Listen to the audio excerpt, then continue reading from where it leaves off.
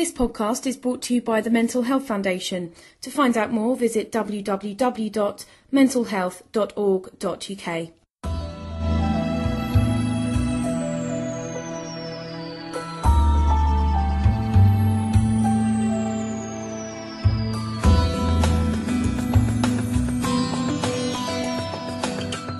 The How to Overcome Fear and Anxiety podcast.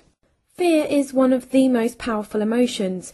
It has a very strong effect on your mind and body. It tells you what to do in emergencies like a fire or being attacked. It can also kick in when you're faced with non-dangerous stuff like exams, public speaking, a new job, a date or even a party. It's a natural response to a threat.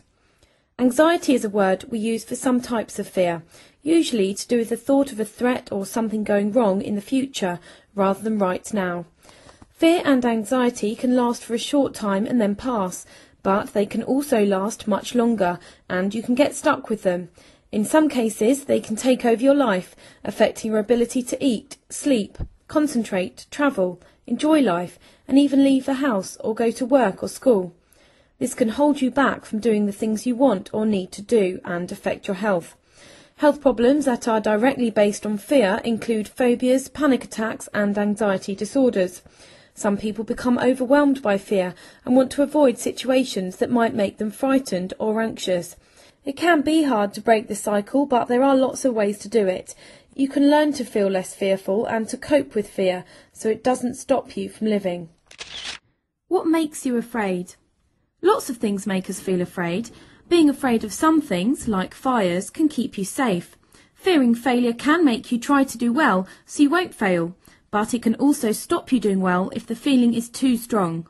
What you're afraid of and how you act when you're afraid depends on lots of things, like your genes, how you were brought up, what's happened to you in your life, and the way you learn and cope with things. Just knowing what makes you afraid and why can be the first steps to sorting out problems with fear. What makes you anxious? Because anxiety is a type of fear, the things we've said about fear are true for anxiety. The word anxiety tends to be used to describe worry, or when fear is nagging and persists over time. It is used when the fear is about something in the future rather than what's happening right now. Anxiety is a word often used by health workers when they're describing persistent fear. The ways that you feel when you're frightened and anxious are very similar as the basic emotion is the same. What do fear and anxiety feel like? When you feel frightened or seriously anxious, your mind and body work very quickly. Your heart beats very fast. Maybe it feels irregular. You may breathe very fast. Your muscles could feel weak. You might sweat a lot. Your stomach may churn or your bowels feel loose. You may find it hard to concentrate on anything else. You could feel dizzy. You may feel frozen to the spot.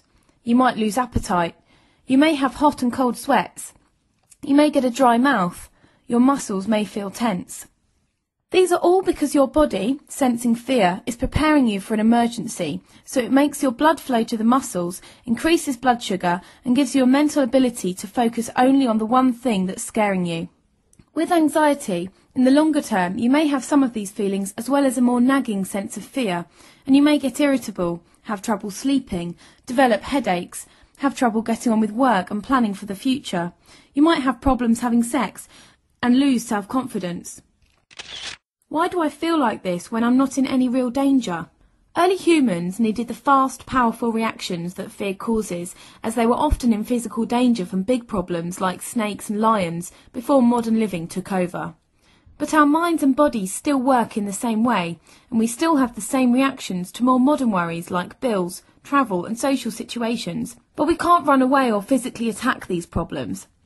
The physical feelings of fear can be scary in themselves, especially if you have them and you don't know why, or they seem out of proportion. Instead of alerting you to a danger and preparing you to respond to it, your fear or anxiety can kick in with non-existent or minor threats. Why won't my fear go away and leave me feeling normal again?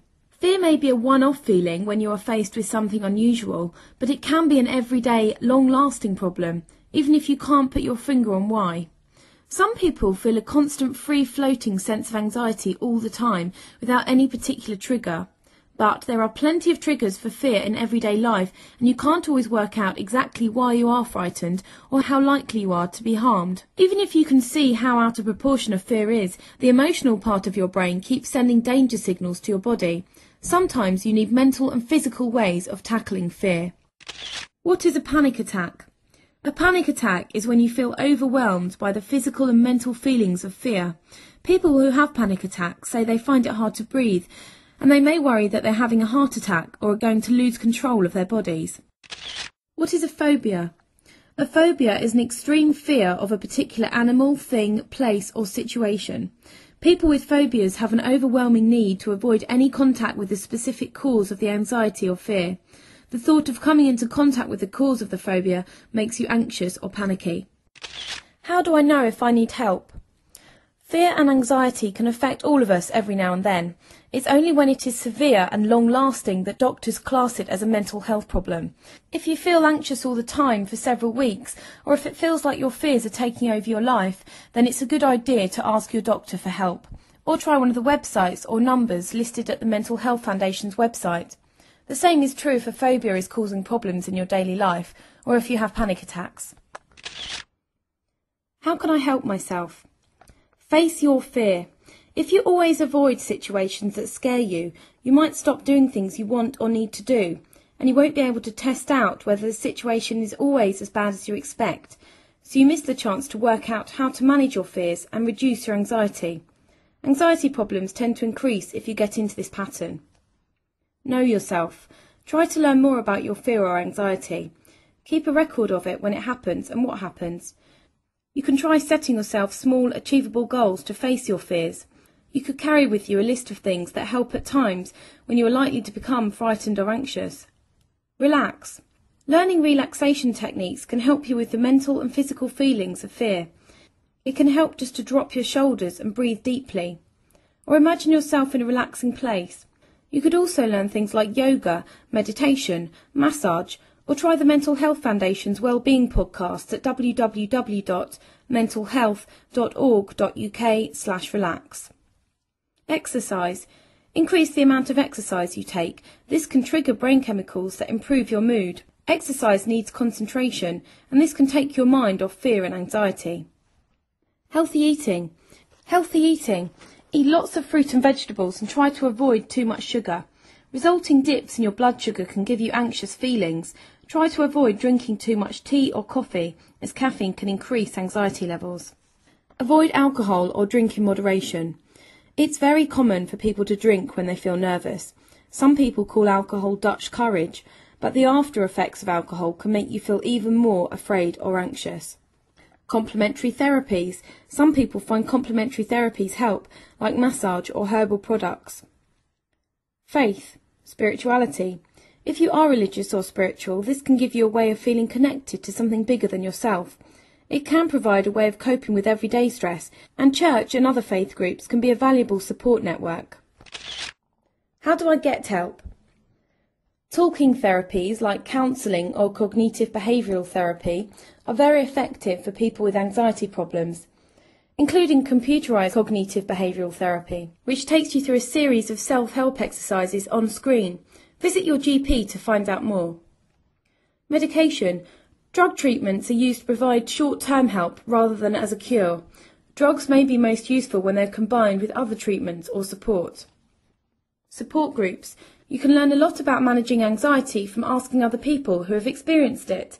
Local support groups or self-help groups bring together people with similar experiences so they can hear each other's stories, share tips and encourage each other to try out new ways of managing their worries. Your doctor, library or local Citizens Advice Bureau will have details of support groups near you.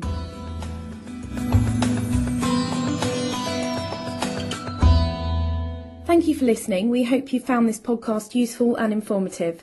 The Mental Health Foundation is an independent charity and we rely on the support of people like you to fund our pioneering research and information provision. To find out more, please visit www.mentalhealth.org.uk.